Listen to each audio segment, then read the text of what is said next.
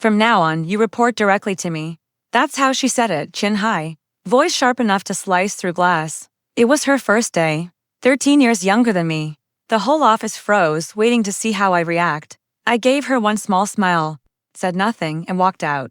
But before I left, I placed a single folder on her desk, the one that would end her career before it even started. When she opened it, she ran straight to the CEO's office, screaming. But to understand why she panicked and why I stayed calm, you'd have to know what came before. 2 years earlier, I was the head of the department. 27 people reported to me, and the CEO trusted me like family. We built the company from a damp little basement into a multi-million-dollar business. I'd earned every bit of it, every sleepless night, every pitch that ran into sunrise. Then Clara showed up.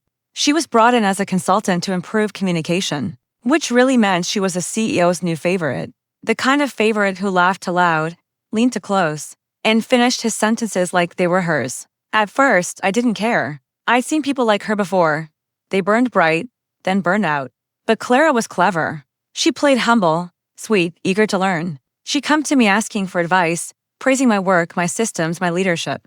"You're the backbone of this place," she said once, and I believed her. Then things started changing. Meetings happened without me. Emails stopped coming. Conversations went quiet when I walked in. I ignored it until one late night, sending a report from the shared drive. I saw a folder named Transition Plan inside, her name above mine. My projects reassigned.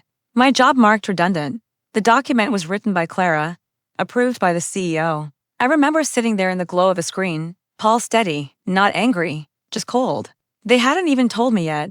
That night, I stopped being their employee and became their shadow. I backed up every file, every message, every contract, the kind that could ruin reputations or start lawsuits. I'd built this department. I knew every secret buried in it, every shortcut they'd taken to get ahead. So I waited.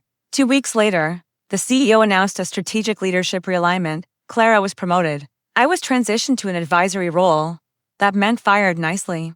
She smiled when we passed in the hallway, smelling like victory and expensive perfume. "I'll take care of the team," she said. I just nodded. "I'm sure you will." For the next month, I quietly set the trap.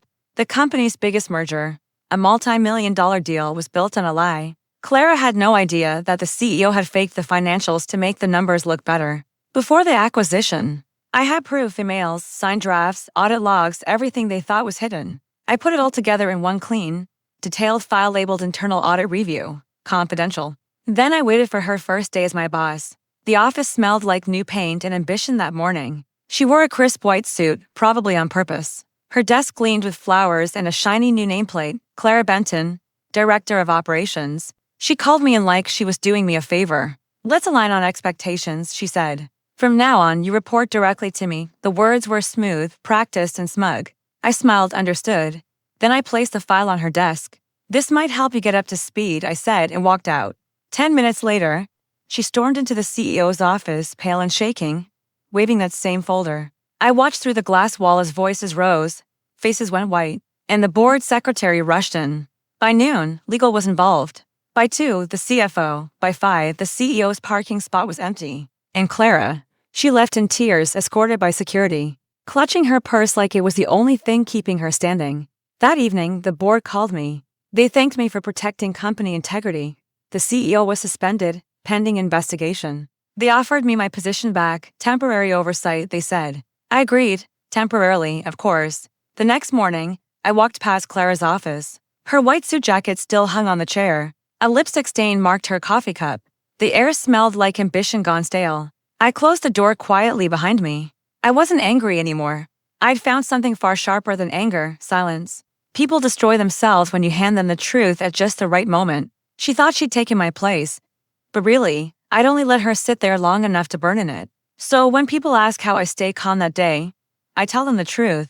I'd already won long before I ever said, understood.